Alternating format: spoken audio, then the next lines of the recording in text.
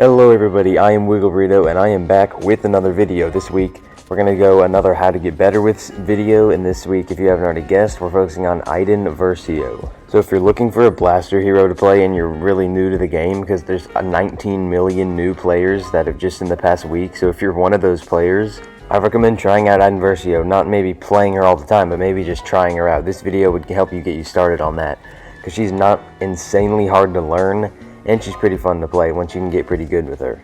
So what we're going to be going over in this video is 3 of her best star cards for the modes Heroes vs. Villains and Galactic Assault. Heroes vs. Villains is the game mode you're watching right now. And we're going to go over 3 of her best maps for Galactic Assault. And we're going to go over some heroes you want to watch out for and some heroes you want to play a little more aggressive towards. And we're going to end it off with some general just tips, things you should start doing and things you should maybe stop doing.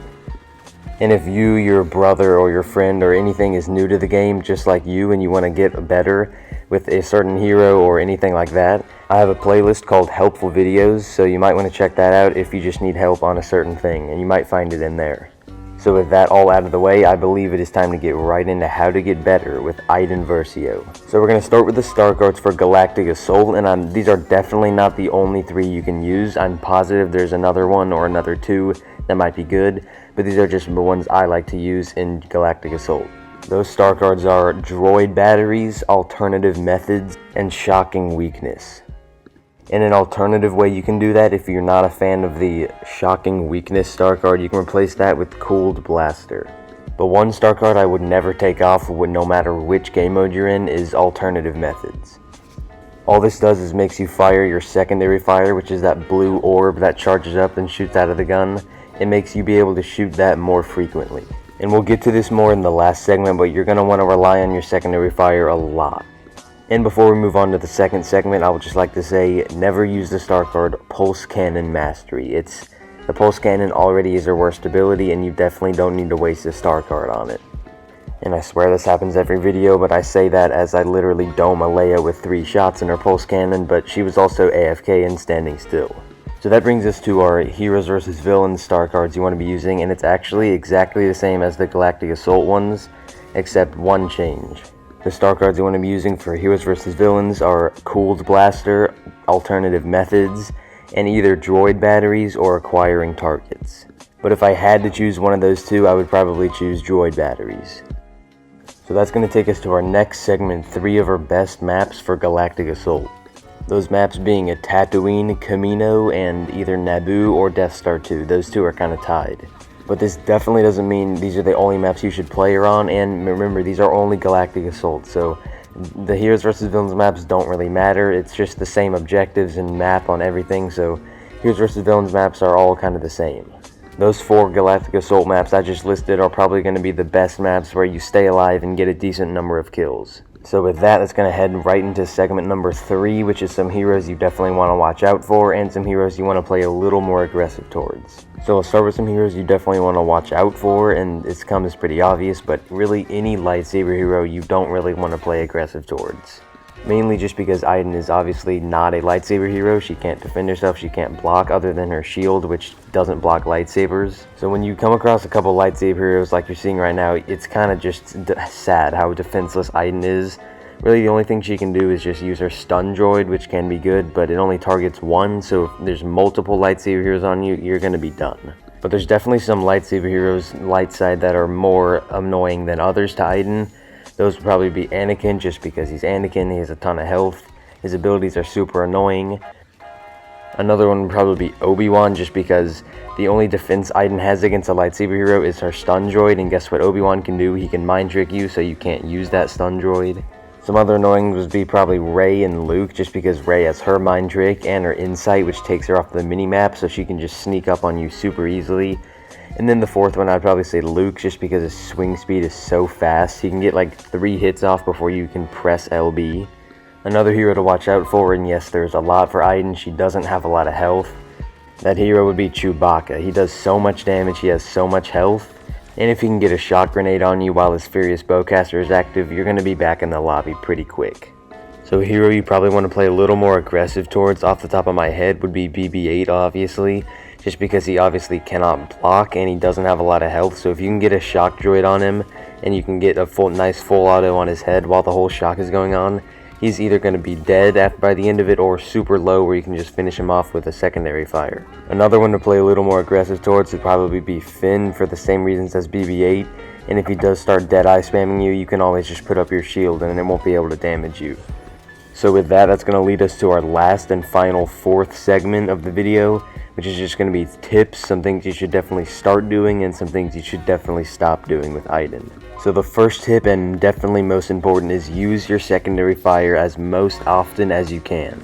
Although her normal right trigger fire with her TL50 is good, her secondary fire is way better because it can one-shot 150 health infantry and you can't block it with a lightsaber. Staying on the fact of her secondary fire, which is honestly better than two of her abilities, the only ability that's better in my opinion is the stun.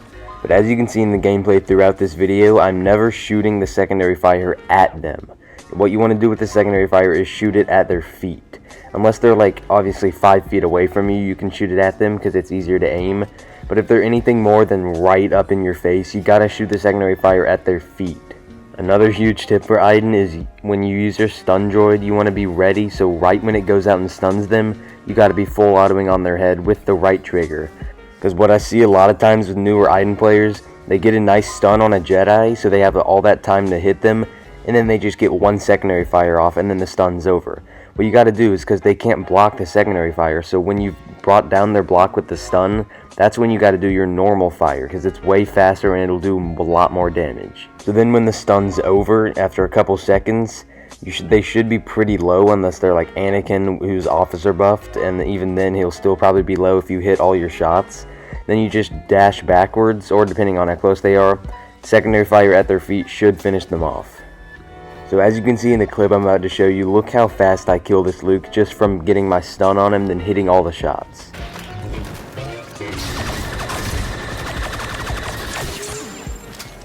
I mean, as you can see there, it's literally not fair how easy it was for me to do that. Just one thing you gotta keep remembering with Iden, she does not have a lot of health, so when, like you're seeing now that Anakin's on me, you just want to press B as much as possible and try rolling through them. A lot of times I see people just spamming backwards roll, which although that is good, even though it's obvious that they don't even have to turn around, you're just a couple feet back from where you were. So a good thing to do if you have a Jedi on you that's just ability and right trigger spamming, a lot of times you can actually roll through them. It may sound weird, but actually rolling through them is a lot harder to be on the other side of Iden than when you just roll backwards. Because if you're unfamiliar in the game, if you try to roll like towards them, which is through them, because you'll just go straight through them. You won't like crash into them and then not move anywhere. You'll just go straight through them. So then that can set up right when you roll through them. You can just do a quick turnaround, and if you have your stun droid ready, that's where you can get a nice little stun and hopefully you can kill them. Because really, 80% of the time I would say, and you're playing as Iden, in really any mode, but mainly Galactic Assault, the only reason you're going to die is just because a Jedi just comes up and then just presses a ton of buttons and then you can't do anything. Even if you're the better player, a lot of times just as many buttons as they can press, that'll probably kill you. So now we're going to move on to her middle ability, which is her pulse cannon.